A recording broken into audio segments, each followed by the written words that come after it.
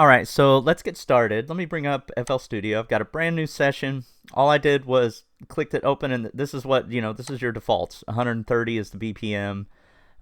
There's nothing in the playlist yet. Pattern hasn't been created, none of that, right?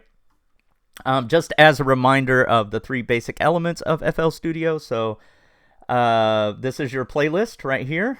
To find the playlist, you just click right here, View Playlist. Then right here, View Channel Rack. That'll bring up your instruments, and then right here is View Mixer, and you can see this is popping up in the left, over here on the left as well. Channel Rack and then Mixer. Those are your three main elements that you use. Okay, three main views, I should say. But anyway, what we want to do is we want to organize all of the samples. You may, have a drum sample you want to pull in. You may want to have this or that. You want to create a folder that shows up in, somewhere in this left panel. Just as a quick reminder, if you go to Options, File, Settings, right here, this will bring up all of the available folders that will show up in your left panel. There's some by default, obviously, that are here that are under the FL Studio file structure already that you have access to, but you can add more here. I've added an F drive, as you can see. That's my external hard drive. I'm going to open that up. And then this one right here called Song Samples. What I do is, whatever song I'm working on, I open up a folder and just keep that particular song's samples in that folder, so that if I ever open up the session again and need to rework it or do something, I'll know where all of those samples are, and just to keep things organized. So in order to do that, you have to open up File Explorer in Windows. You find the F drive, Song Samples, and we have to think of a name for this. It's going to have kind of a dark yet R&B feel. Alone with You and Death. Okay, well, we don't want it to be that morbid. We want it to be in the same vein, though, so let's call it... I'm sure you're thinking of a good name right now. Let's call it Silence. And the song may not be called Silence by the end of it, but it gives us a place to start. Okay, cool. Now, what I like to do is I like to bring these examples into the session and base my BPM on one of them. So let's do that real quick. I'll show you how to do that. Let's go with the Melanie Martinez tempo, because, that's the hard-hitting part needs to be hard-hitting. So we're going to go with that one. So what I normally do is I would open up, just write the word tap tempo into Google, and it'll bring up some options. There's a way to detect the tempo in FL Studio, but I found that hasn't been reliable, so I just do it the easy way. I use a tap tempo. So what you do, this one I use all the time, all8.com. I'm going to go with that. All right. Touch here to activate keyboard. So I'm going to play this Melanie Martinez song, and then I'm just going to tap on the spacebar along to it. Okay, so that's at 186. I'm going to go halftime on that. Just divide 186 by 2, which would be 93. So we're going to do a tempo of 93 for this song. Going in, which you could change later. If you make something and you're like, oh, actually, if I sped this up a little bit, it'd be a little better. You can do that, or slow it down or whatever. But 93. Just to cover that, all I did was I'm holding down the left mouse button, going up and down on the big number here. All right, so 93 is what we're going to be set at. Now I need to create samples for these two, download the MP3s for these two songs. So what you do is you just capture that URL. I'm pushing Control-C right there. We're going to go to ytmp3.nu. There we go. I pasted Control-V, pasted that into there. This is selected as MP3, and I'm going to convert. So that should change it to an MP3. I never allow them to do anything. I'm just going to click X out of that. Okay, now we have, click the blue button, not the red one, because that's an ad. Click the blue button to download it. And normally it opens up another tab that you can just close out. Here, I must not have clicked it. There we go. You can just close that out. All right. Normally that's another ad as well, so you don't need that ad. All right, and then we're going to start back over, and we're going to do the next song. So Control C, Control V, convert.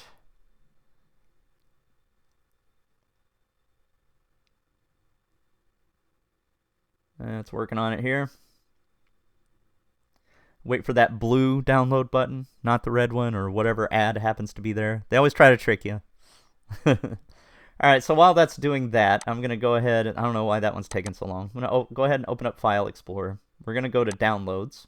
I'm going to go File, open a new window. There we go. Now we have 2 open folders of File Explorer. One's going to be the downloads, and the other one's going to be, let me click download real quick. Download. There we go. All right, close that out. Okay, so now we have both of our songs here. We're going to put that into the folder we just created, which was in the F drive for me, song samples. We called it Silence, and we're just going to pull these 2 songs in there. There's 1. There's 2.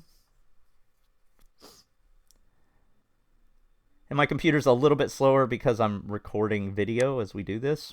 Always makes it a little bit slower. Okay. So we've done that. Now let's open FL Studio back up. This little arrow right here, you can see it says reread structure. What that does is it rereads the file structure, and anything new that you brought into a file, this is going to help this show up. I mean, it's probably already there. Let's see. So where's Silence? Oh, wrong one. No, that's right. Song samples, Silence. All right, already brought it in. But if you came here and Silence didn't have any files in it, likely you'd have to click this button right here, reread structure, and that will do it. Okay, so we got 93. I'm just going to pull these 2 things in, and you might end up using them for reference later. But for the most part, they're just going to be, maybe for formatting. You can see the McCall song is a lot shorter than the Melanie Martinez song. And I'm going to assign them to channels, mixer channels. So what I'm doing here is, remember we have the instrument rack. You can see here they are in the instrument rack. If you wanted to see all, so there's audio and there's unsorted. All audio is your samples, so any wave files that you pull in, which, look like this. I'm just pulled those into the playlist, right? Audio brings up all of those. Unsorted are the ones, your instruments that you pull in using what's called a plugin or a VST. Those are all right there. There's some preloaded ones they give you by default, a kick, a clap, a hi-hat, and a snare. So I'm just going to click, and if you click all, you'll be able to see both. Now, there's 2 ways to assign this to a mixer channel. So these numbers right here, 1, 2, 3, and 4, are what channels these instruments are assigned to. We're not even going to use any of these instruments, so you don't have to worry about it. But if you didn't want them to clutter your channel rack, you could right-click and click Delete, and that will get rid of them. We'll just do that real quick. So I'm just right-clicking on the button, clicking Delete, and getting rid of them. So to remove confusion and clutter, have a nice fresh session, I'm just going to do that. Okay. And now we have our 2 samples. So there's 2 ways to assign these samples to a mixer channel. The mixer is right here, if you remember. So I'm going to click the mixer, open it up. Oh, yeah, here we go. So there's channel 1, channel 2, channel 3, channel 4. Okay, now I'm going to assign this one to channel 1. And the way I'm going to do that is just go right here, left click, and hold down, and move it to 1. So now this sample, which I'm going to solo, and in order to solo a channel here in the playlist, you right click it. And you can see only the green light is on this very first sample, which is the blue one, Alone in You, and that's the one that we have highlighted here. Now you can see in the mixer, you will see channel 1 right here. When it starts to play, you're going to see this move up and down for its levels, its audio levels. One thing you want to do right now is go ahead and switch this to song mode. So right now it defaults in pattern mode. Let's go ahead and switch it to song mode right there. We're going to hit play. There you go. You can see it's tied to that. And every mixer channel is routed to something. Meaning, for example, for this one, everything should be routed to the master by default. This is your master channel. It's the overall audio. You can see here, channel 1 is routed to the master channel. Here, I'm going to unroute it.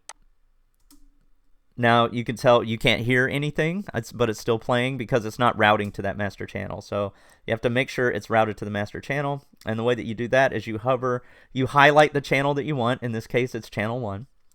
You hover over this little caret arrow pointing up at the bottom. And right-click, and we're going to route to this track only. So it's only going to be running through the master channel, which is what is playing the audio in your headphones or speakers. There we go. All right. Now, the other way we can route this to a mixer channel, a sample that you pull in, is you double-click it. And right here on the right track, it says track. Or in the right top right-hand corner, it says the word track. We're going to put this on mixer channel 2. The way I like to stay organized is I just like to route my playlist channels right here to mixer channels. So if it's 1, I route it to 1. If it's on 2, I route it to 2. Makes things simple. And at the end, when we're done producing, I'm going to show you how to tie all of those to the right mixer channel, label them, and all of that. But those are the basics. So now if we look at our mixer, we've got there we go. We have both of them coming through. Oh, another way you can get the BPM, especially for a popular song, that might be easier than tap tempo, is you can just look it up. So, you can just type in Google Melanie Martinez death BPM and key. And normally, a site like TuneCore, something like that, will have it. I found that TuneCore has been the most reliable, or TuneBat. Sorry, TuneBat. TuneCore is a distribution, I think. Here we go. Oh, that's Dead to Me. That's the wrong song. Let's go back.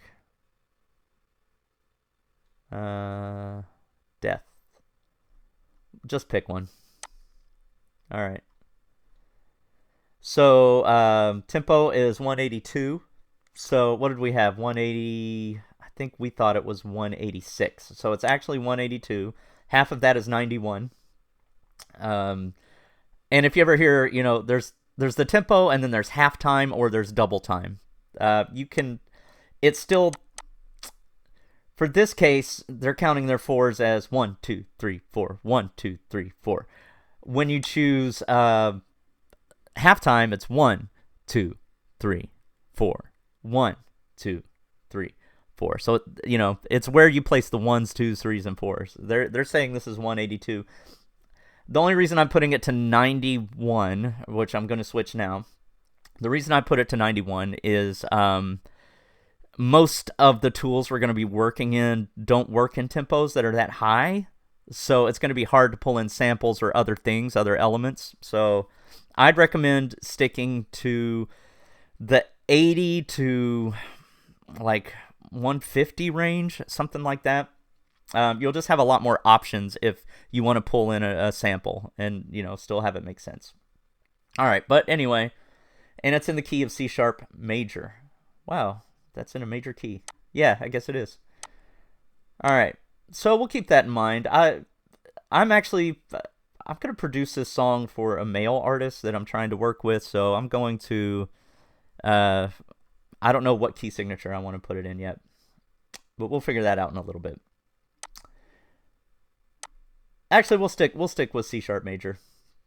We'll make it easy. Okay.